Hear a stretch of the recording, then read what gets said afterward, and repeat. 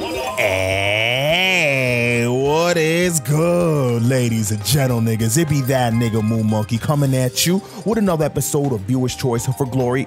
It's the series that you, the viewers, get to pick whatever characters I play in Smash Brothers every single Friday. It is also dedicated to Smash Ultimate news leading up to December 7th, but we're gonna talk about Smash Ultimate a little bit. Trust me, we're gonna talk about Smash Ultimate all throughout this video. But going back to who makes it top 3 characters, well, down in the description, there's gonna be a link to a poll where you can vote on the characters you want to see me play. We play top 3.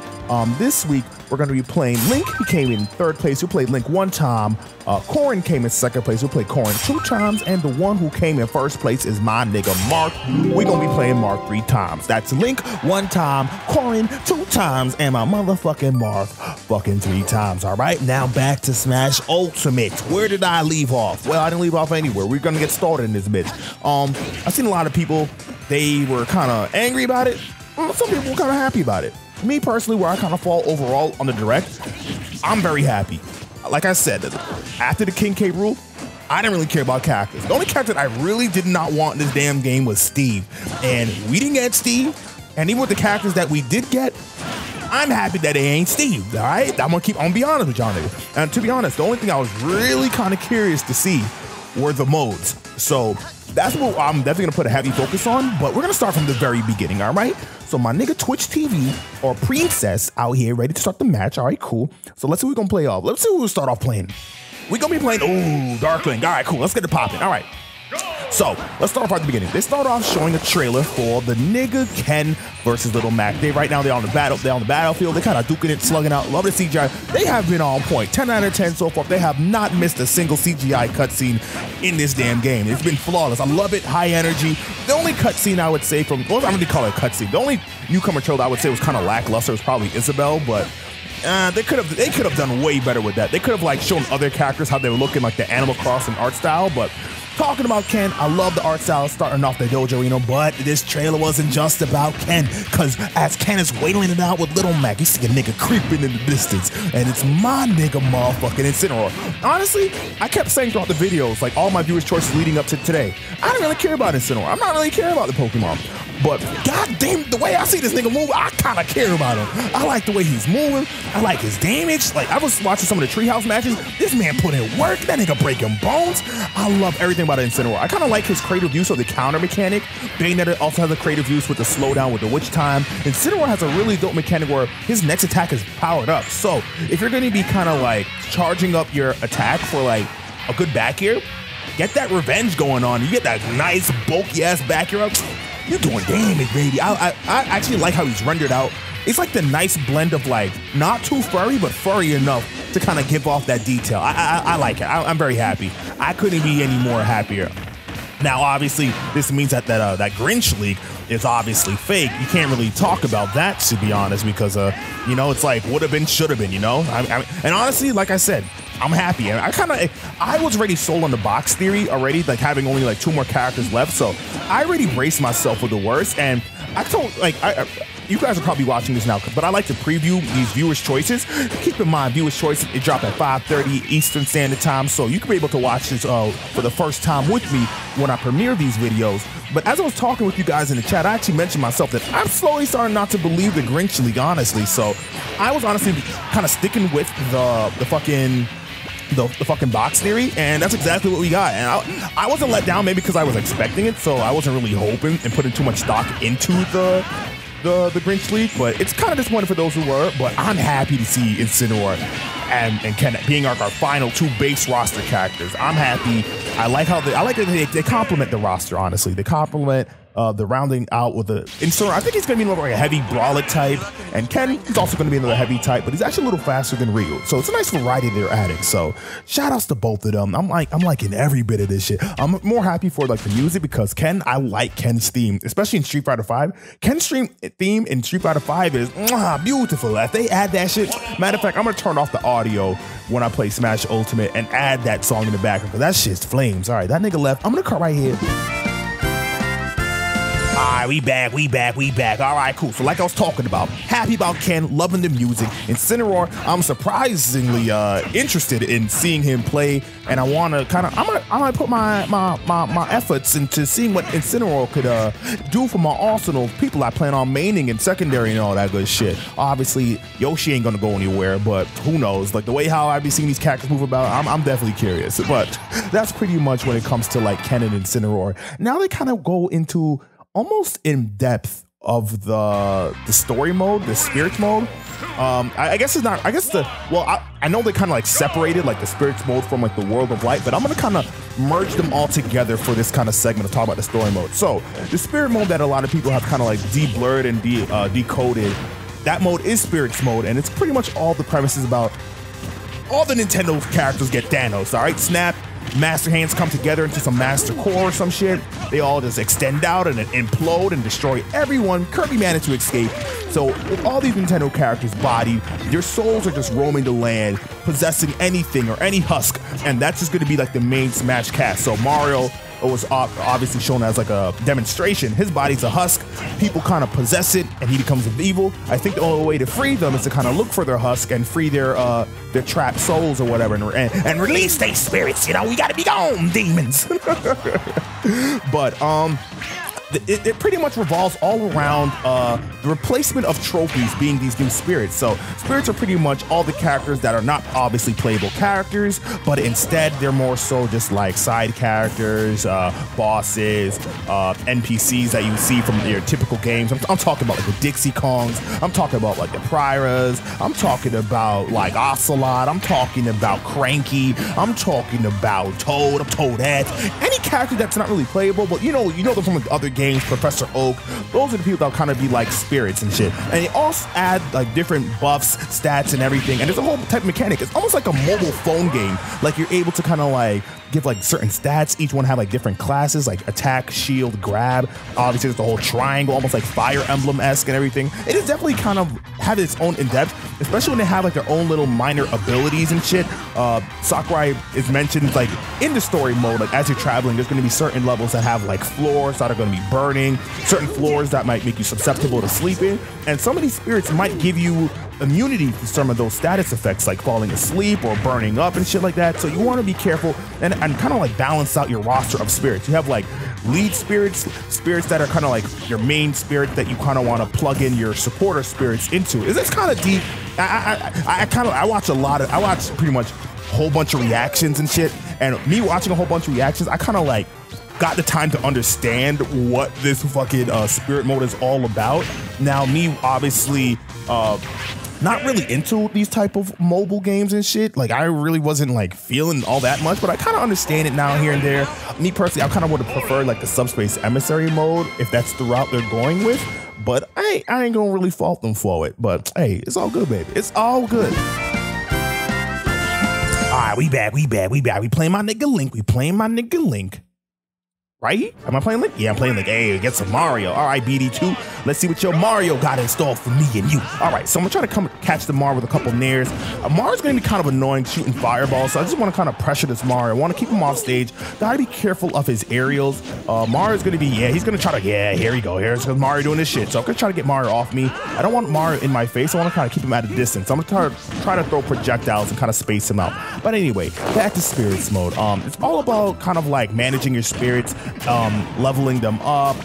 Some spirits can actually rank up, like how you have Groudon. You can rank up Groudon into a legendary type of spirit, into a fucking primal Groudon. Certain Pokemon will probably like rank up as well. So that's kind of cool. Just like I have like Fire Emblem characters, you probably will promote them. So any character that you know that probably like has like a secondary form or some shit, like say like if Shadow was a spirit, you could probably rank up Shadow to like a Hyper Shadow or whatever the fuck that shit is. And that's kind of how that works. But that's kind of cool how they have like these different types of leveling up mechanics in the game. But all in all, the premise is still the same. You want to rescue your the other Smash fighters using a supporting spirit to do what you need to do. You understand me? So that's pretty much spirits in a nutshell. It's probably going to be what most people are going to do to unlock most of the characters. You pretty much just play through the story and you just unlock them as you play through the story. So that's what I'm guessing. All in all, I'm kind of indifferent on the whole mode, even though it's like I like the effort that they put into it. I just feel like the effort could have been placed into something else. This is replacing trophies pretty much, so we're not gonna get like the gallery of trophies and like bios of other Nintendo characters and whatnot. So I guess that's disappointing for those Nintendo historians that love to learn about Nintendo lore and all that shit. But me personally, I really didn't give a fuck about the trophies at all. Probably just catch them 1 or 2, but after that, I'm just hitting the fucking online mode and playing with these niggas like, I don't know, 400 hours a day, you know? I'm gonna keep it real with you. I'm gonna keep it real. Like, I ain't playing with them trophies, but some people did, and I can't really just, you know, cast those niggas to the side because that was definitely the aesthetic. But that's pretty much it for this whole spirits mode. Now, obviously, it comes with its own. Now, it came with a little intro at the end of the direct. Now, I don't know if the rest of the story is gonna have like cutscene CGI trailers and shit as you progress through the story. My guess is probably you get one in the beginning, one at the end when you go up against like the final boss. I don't think you're gonna get like cutscenes periodically throughout the story like you did in Subspace Emissary. I think some people are expecting that, but I don't think that's going to be the case. But we gonna see. Maybe I'm keeping my expectations low so far, but and maybe that's gonna be for the best. If I'm expecting only like 1 or 2 cutscenes, they might surprise me with even more. But I'm excited to see that they have voice acting, all the characters interacting. I mean, that's why people liked Subspace Emissary. People love to see like the characters interact with one another. Like you're seeing Marth like talk with Zelda and Pit. Like that was definitely kind of cool. I would like to kind of see more of those interactions. So that's where my head is at. Oh, can I make it back? Hold up, oh, I kind of got lucky there. I thought the Mario was gonna cape me. That's what I thought he was gonna do. He probably could have had me if he caped me. All right, I'm gonna throw that boomerang out. I'm gonna try to zare him away. All right. But that's pretty much it, like I said, for spirits. Now you can kind of move back on to, well, probably the next match because we kind of done with this match. Like I said, I would have preferred the other story mode, like adventure mode. I think there's still going to be classic mode and whatnot, so I ain't gonna really like fault them, but we'll see. We'll see. I'm back. Just want to get some water, but we out here. We picking moth. One thing I did forget to say is like each of the bosses and matches, they kind of have like their own type of like spirit. So you kind of increase your library of spirits by fighting like the CPUs. You have like a little short mini game where you shoot like this little like Ghostbuster capture gun, and you have to like shoot and like around a ring. You have to like find the opening between like a ring and like shoot the spirit. You probably see the pictures up above that I'm kind of lining up with this as I'm talking about it to make sense, because I'm pretty sure I'm not really making much sense just talking about it. So you're gonna have the video to understand what I'm talking about. Like you have to like line up the shot to actually acquire the spirits. But like I said, that's about it for spirit. I've been trying to wrap up this spirit, but there's so much into it. I didn't want to just like run off and just say, yeah, that's spirit pretty much. There's like so much going on in that mode. It's kind of deep. Deeper than it probably needs to be honest, but that's pretty much it for spirits. Now, on to the mode that I'm very curious about, and that pretty much will take most of my Smash playing time in. That's going to be the online mode. Now, the online mode is going to be kind of reworked. That if you're used to Smash Wii U, there is no more casual, and for Glory, which is what I kind of personally liked, they're going for a different approach this time around, where you will actually have a menu and you will specify in the menu what exactly you're looking for in a match. If you want a 1v1, if you want like a 6-minute match, a 7-minute match. Now the thing about that, it's kind of too broad, you know. Like, say if I do want to have a 1v1 1v1 stock match, you know, how do I know what's like the optimal time limit that most people are gonna go for? Like, say I go for 5 minutes and I don't get a good match make because everyone is really going for like 6 and 7 minutes. I'm like, oh, maybe there's no way really for me to know. So I wish there was just like a one-on-one mode, so I know everybody in that mode wants to play one-on-one, you know, instead of like breaking it up into like different time sets and all that shit. Like, it kind of breaks down so much that it's like, you're not always gonna get exactly what you kind of like sign up for when you're doing that shit. And Sakurai even says that like you may not get that exact mode and shit. So it's gonna be kind of weird. But they are bringing back the global Smash ranking that they introduced in Smash U. Honestly, I forgot about all that shit. It wasn't really much of an online ranking per se. It was just more so how good you were in like Trophy Rush and Home Run Contest, and more so like a Smash gamer more than like a fighter. But I think it's gonna be more so dedicated to you as a player this time around. So I'm definitely looking forward to that.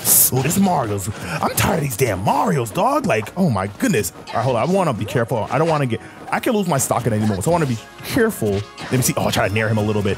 Oh, all right, be careful. I'm expecting an up smash. Oh, I try to. Oh, poke away. Roll me. Nah, grab. Nah, that back roll threw me in. Yeah, that got me. All right, cool. One thing I will stress, and they do talk about this in the motherfucking video, is that you're definitely gonna want to Ethernet cable. Please, my niggas, if you playing Smash Ultimate, please get an Ethernet cable. Do not be a hindrance to everybody around you. Do not let your parents down. Be a respectful human being in society. Get a LAN adapter, all right? I don't want to play against niggas with Wi-Fi connection and be lagging every 20 seconds. Luckily, Sakurai did make it so that we're going to be able to play it's going to prioritize local matches more so international, so that's going to be kind of cool and or disappointing depending on if you like to kind of play people internationally to kind of brush up on your skills, because people from different regions, they play a little differently, you know. The niggas from South America, they throw hands different than the niggas in the fucking Europe, you understand me? They got a whole different breed of fucking wolves and foxes down there in South America than they do in fucking Africa or whatever. So I was kind of looking forward to like playing international players, but you know, it's a connection thing, and you know what, it ain't at the end of the, it ain't done, you know. You can always set up private matches if you know people from other regions and shit. You can still set that up, and that's exactly what I kind of want to roll this discussion right into next. I like the fact that they now have lobbies or like battle arenas where you can have a proper spectator mode. One thing I hated doing in Smash for You was joining my friend's match and just even though like we want to do 1v1s, it would be like 4 of us in the lobby, and we would just all two of us would just kill ourselves just so we could spectate the match properly. Now we don't have to waste time and do shit. You could go and select the spectator portion, and we could kind of just go right into that. Hey, if you want to do round robins, you could probably just set your battle arena to 1v1s, and your homies could queue up into like the up next, and we can kind of keep that cycle going. I kind of like that structure, and that's honestly it's going to prove private lobbies with your homies a lot better than what they have in Smash for You. So that is definitely a big plus for me, and that's going to be honestly what really makes me enjoy Smash Ultimate. That whole online mode, I'm gonna love it. And not only that, but they have like a prop. Oh damn, I was not expecting that to kill the Mario. But honestly, I was not expecting them to introduce in the elite rank mode, where only like the best of the best, like people with like the really high, or I don't know what's a threshold to really get into the elite mode. But that elite mode is definitely gonna be really interesting to see. All right, we back right here. We gotta face my nigga Dad. You fighting my father? Dad, I didn't expect to see you here. Oh, Bayonetta. This might be, I don't know about this one, boys. I'm gonna try my best. I'm gonna try to just avoid her slide kicks. If I can try to box her out, that'll be ideal. All right, let's be careful. Let's see. Yikes, he got me. But as I was mentioning before, one thing I'm definitely curious to see how it's gonna play out is that new Elite Smash, which is pretty much how, I guess, Sakurai said how his team's gonna be balanced in the game. They're looking for how the highly skilled people are playing certain characters and what they're doing, and they're gonna probably use that to tweak and you know, fix the matches. They are definitely supported this game up for a good while, so they're doing some really good things and some smart things by specifically making a mode where the elite and the creme de la creme are playing. That way they can have a good basis and a good analysis, a good what would you call it? What do fucking statistic people call it? A good pool? A good, I guess a good pool. A good sample size. That's the word. Sample size. Damn. I was trying to remember back to statistics and shit. But yeah, good sample size of people playing certain characters, what their tactics, what are their moves, what's being abused. So that's definitely dope. And hopefully that mode, it definitely, I mean, I think it's going to have a variation of like Battlefield and For Glory modes and shit. So I'm definitely going to look forward to that. So that's pretty much for the online modes. Now, we don't know anything about Squad Strike. I think that might be online as well. I'm definitely keeping my eyes peeled for that. Now, I did hear something about Squad Strike not actually being what we thought it was going to be, where you could pick like separate characters for a stock. I'm not too sure about that. I feel like I still need some. Oh, Bayonetta really thought she really thought she was. Oh, damn. Thought an up air was going to come through. Also, quick side note, I think we actually get to see Luigi using his Poltergeist in the challenge portion of the Direct. We actually get to see characters in their silhouette in-game models, and one of the models we get to see is Luigi using his poltergeist against Ridley. So from this silhouette, I'm guessing that he is using it as a long-range grab, which is kind of what we kind of speculated. I'm just thankful that it's not like the lazy variant that we possibly speculated, that Luigi just grabs as he normally has with his hands and only uses the poltergeist for like up throw, back throw, down throw, and forward throw. I'm glad that he's actually using it for like a long-range grab. I wonder if there's going to be a Zera effect, like he's able to grab in the air. Like if he hits Z in mid-air, I wonder if there's going to be like a wind box of the poltergeist, or is he able to like suck you in to bring you closer to his vicinity? I'm kind of curious about that, but thankfully we do see Luigi actually using it as a long-range grab, so I'm glad about that. Don't know how I feel about the casual mode, like picking like your preferred matches, but at the end of the day, it is what it is. I'm happy that we do have the, oh damn, good read. He called my bluff. He easily just ran up to me. He didn't know if I was gonna dash into him or not, so hey, whatever. But moving on to the more potent, juicy shit, we can talk about the fucking DLC that they got planned for this game. Now, they announced 5 characters, but we're actually getting 6 characters because they actually revealed to us who the 6 characters are going to be. We actually have Piranha Plant as a playable character. Now, honestly, I was against this character at first for like maybe like a whole, I don't know, 15 minutes. And then I slowly started to come around, and then I started to understand like this nigga eats ass. I'm like, who am I to like beef with a nigga that eats ass? Like my nigga Garchomp, like I connect with this man on a spiritual level. Me and you are alike, Piranha Plant. So I just started just like, yo, me and this nigga might get along. So I just started to slowly like Piranha Plant, like on the real, like the more I looked at him, the more I watched like the little trailer and shit, like I started to like him more and more. So, but that's besides the point, my niggas. We got motherfucking 5 characters to look forward to. Good game, Dad. Good game. Good game. Let's hit the next game. So hold up. All right, we back. Homie left. All right, cool. Well, we are rocking with Mars. This should be our final match. But as I was saying, we have 5 characters, 5 DLC characters to look forward to. There's a season pass and everything. Now, obviously, we don't know the DLC characters that they're working on. From what Sakurai said, it doesn't seem like even they know. Like maybe they're still working on it, or maybe they're still planning phases. But they said we can look up to maybe 2020 or 2019, one of those dates. So I'm guessing we'll probably get multiple characters throughout the year. So that's definitely going to be dope. I am definitely looking forward to seeing who they add. Obviously, certain characters are deconfirmed, like characters like Isaac, unfortunately, a character that I didn't really care for, but I was really happy to see other people get Isaac in the game. Same goes for like niggas like Skull Kid, but we obviously didn't get him. There's still hope for Gino. We didn't hear anything about Gino, even though there's probably like an icon for Gino in the Spirits mode. I still think Gino has a good chance of actually being a playable character. I still feel like Banjo has a really good chance as well. Maybe even Sora, who knows? Possibilities are endless as long as we don't get like another like off the wall rando character like Piranha Plant, because Piranha Plant, all right, it was kind of crazy to see at first and I kind of got over it, and maybe I will get over whatever bullshit they throw at us for DLC, as long as it's not Steve. All right, I mean, I got King K. Rool, so I really can't be complaining. I got whatever I want, so I feel like, I don't know, I feel like whatever Sakurai throws, we're gonna be angry for like a hot minute, and then I guess we'll over time just get over it, you know. We'll get over it. But 5 characters to look forward to along with stages, so that's definitely going to be kind of clean as well. I honestly, overall, I can't be. Oh damn, he caught me. Am I dead? Oh damn, I'm dead. I don't think it's the end of the world if the character is a part of like the spirits, because I think I saw at one point I saw a Wii Fit Trainer spirit, and we all know Wii Fit Trainer is playable, so I don't think that's going to be the end of the world if they are a spirit. So there is hope for a DLC character of a said spirit. So let's see down the line. Let's just not jump the gun too much, but I think assist trophies might be a little bit more solidified of deep confirmation for future DLC. But we're gonna have to wait till the game comes out, and the game is only out in what, 5 more weeks, 4 more weeks? My niggas, we are on like the final stretches, so we only have 4 more weeks of me playing Smash Wii U, 4 more weeks of viewer choice with Smash Wii U, 4 more weeks of For Glory with Smash Wii U. Like, it's 4 more weeks, all right? We spent at least, what, 11 months waiting for this game? What's 1 more month to wait, my niggas? What's 1 more month? Shit. I am very hyped to see what other DLC characters they could add, what other new stages, what other new music. I'm happy all around. I can't be upset all in all. What do you guys think about this direct? I mean, I know a lot of people are upset about it.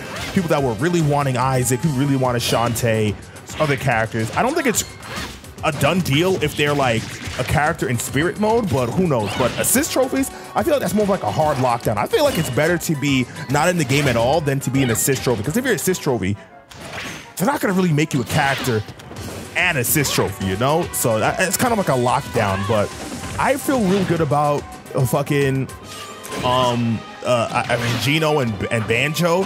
Rex, I don't know about. Sakurai said that, yeah, he was kind of released kind of too early.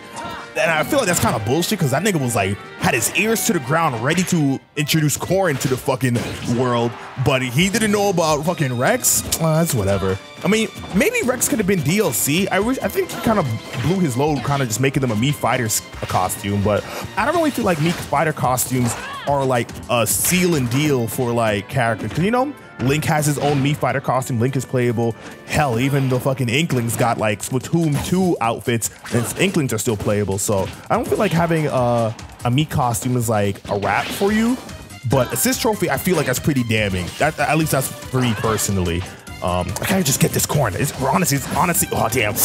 Okay, I think an up throw probably would have killed me. I gotta be careful. I don't. Forward smash, quick. When it all works out, baby. All right, my niggas. Let me know what you thought about this direct in general. I personally liked it a lot.